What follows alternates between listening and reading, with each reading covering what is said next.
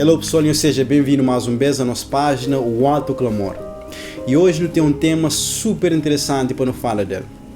O título de estudo que nós sabemos fazer hoje é Guerra no Cemitério.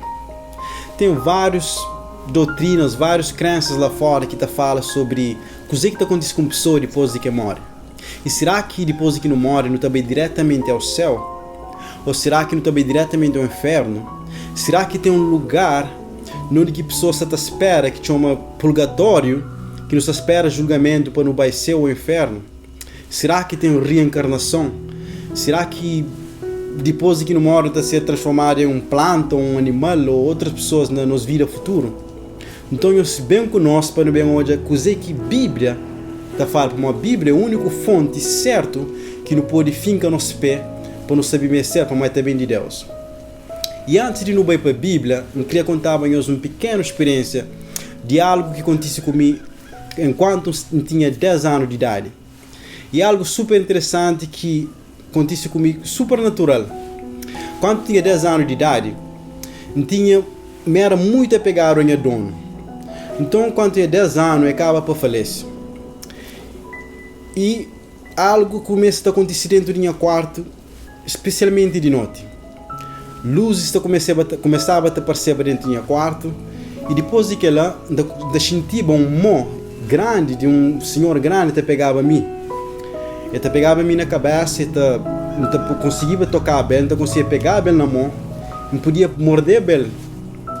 Mas a única coisa que ele podia é olhar bem. Então aquela coisa começa a acontecer comigo, eu contava a pessoas, e eles que acreditavam na mim. Então, durante a minha vida, de 10 anos de idade até 21 anos, eu comecei a experiência algo supernatural na minha vida.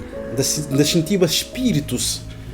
Nas certas ocasiões da minha vida, eu sentia espíritos. Se alguém morreu, ou se algo estranho acontecia, eu sentia aquela presença de espírito junto comigo. E a razão que escolhi fala sobre aquele assunto ali, para morrer, tem pessoas lá fora que por isso passa para a mesma coisa. Tem pessoas lá fora por essa experiência algo semelhante. E por isso nos convido a nós partilhar esse vídeo, nós like nossa página, e que não só nós seja abençoados, mas sim pessoas sejam abençoadas por essa mensagem.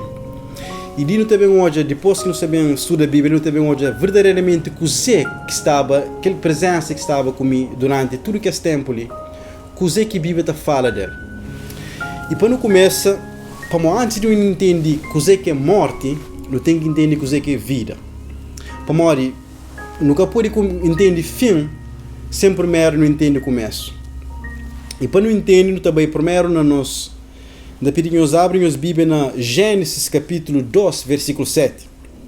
A Bíblia está deixando saber o seguinte: E formou o Senhor Deus um homem do pó da terra, e soprou em suas narinas o fôlego da vida, e o homem foi feito alma vivente. Então, hoje, Deus, quando se formava homem, ele usa apenas 2 ingredientes para formar homem. Ele usa pó de terra, que forma aquele boneco, e sopra na seu nariz fôlego de vida, e o homem passa a ser alma vivente. É um cálculo simples. Pó de terra, fôlego de vida, igual a alma vivente. E o que está acontecendo aqui nós não morremos? O contrário. Eclesiastes deixando saber na Eclesiastes capítulo 12, versículo 7, que está falando o seguinte: E o pó volte à terra como era, e o espírito volte a Deus, que o deu. Então, ali Eclesiastes está falando uma morte é o contrário de vida. Ou seja, antes de Deus formar o homem que até existia. Ou seja, aqueles 2 ingredientes formam homem, e o homem passa a ser alma vivente. Queria fazer uma pequena ilustração para não entender o que a Bíblia quer falar com aquilo. É só manter aquela caixa ali. Aquela caixa ali é formada para madeira e cola. A hora que não põe madeira com cola de junto, não tem aquela caixa ali. E se não traz madeira com cola outra vez, não é que aquela caixa bem. Será que aquela caixa boa ou desaparece ou bem num lugar que nunca conhece? Não. Aquela caixa existe. Aquela caixa só existe a hora que cola e aquela madeira ali bem junto. Assim também, o ser humano só tem vida nele, hora que fôlego de vida e aquele barro que é nosso próprio corpo, entra em conexão. Então espero que nós entendam aquilo. E não continua nossa pesquisa na Bíblia de coisa que a Bíblia está falando sobre mortos. No bem no livro de Tiago, capítulo 2, versículo 26. Tiago está deixando sobre algo interessante. Porque assim como o corpo, sem o espírito, está morto, assim também a fé sem obra é morta. Então, lá Tiago está falando corpo sem espírito é morto, é cabelo de nada. Ou seja, aquela junção, botar cá separar-se, nunca tem nada mais. Assim também fé sem obra é morta. Mas, será que a Bíblia quer falar de alma? Se não olha no grego, que a palavra alma significa noma. E daquela mesma palavra noma, tem uma palavra que não usa hoje em dia, que é pneumonia, que é uma doença que tem a ver com respiração. E aquela palavra noma significa fôlego, apenas um fôlego. E em hebreus significa horá, que é apenas um fôlego que a Bíblia está chamando de espírito. Será que a alma está morre? Será que nossa alma é eterna e nós não vivemos eternamente? Será que nós nunca estamos mortos? Será que tem algo na nós que depois de morte está vaga no mundo e começa a pôr outras pessoas medo? Será que ela existe? A Bíblia terá uma resposta em Ezequiel capítulo 8, versículo 4. A Bíblia está falando o seguinte: Eis que todas as almas são minhas, como é a alma do Pai, assim também a alma do Filho é minha. A alma que pecar, esta morrerá. Então ali Ezequiel está deixando saber bem claro, mas a alma que peca está morre. Ou seja, a alma é que é eterna.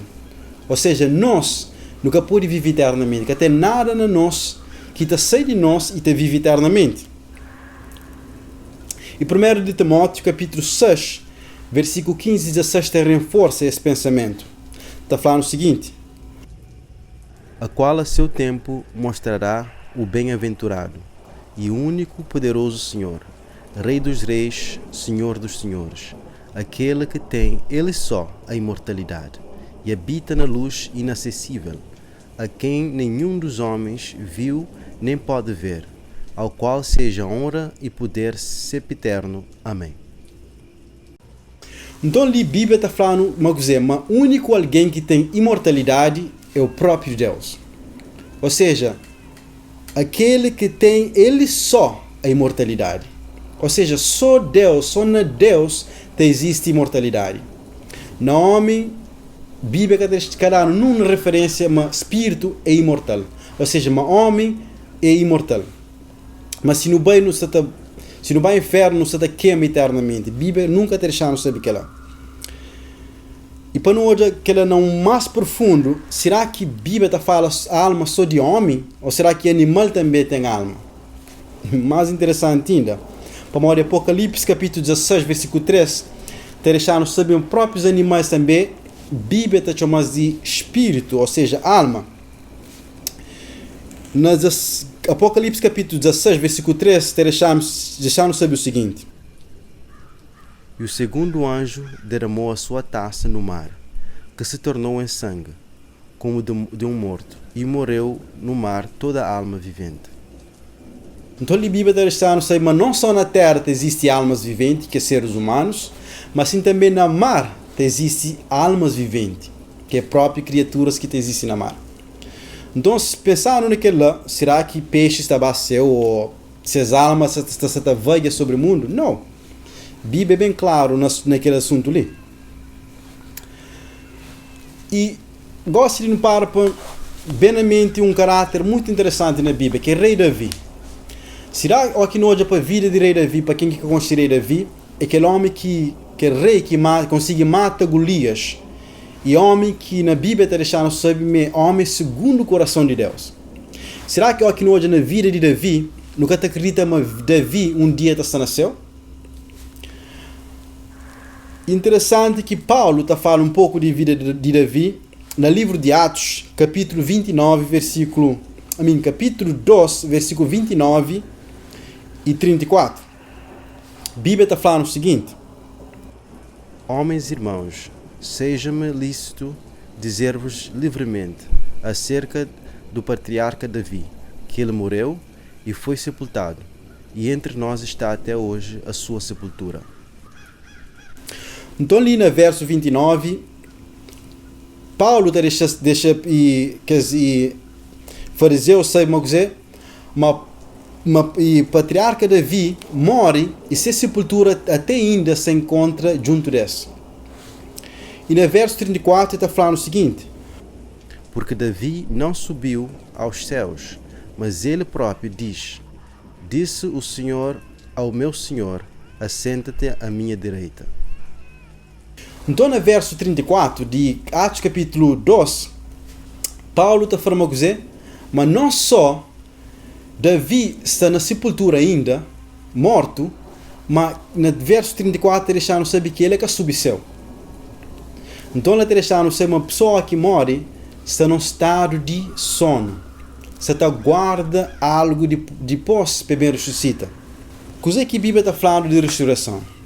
Na João capítulo 5, verso 28 e 29, está falando o seguinte: Não vos maravilheis disto, porque vem a hora em que todos os que estão nos sepulcros ouvirão a sua voz, e os que fizerem o bem sairão para a ressurreição da vida, e os que fizeram o mal para a ressurreição da condenação. Então, no livro de João, capítulo 5, está deixando saber claramente uma cheio de pessoas que estão mortas, você espera para ouvir a voz de Deus, que para ressuscitar para vida eterna, que é que faz bem, e outros para ressuscitar para morte eterna, que é que faz mal. Para não pensar algo assim.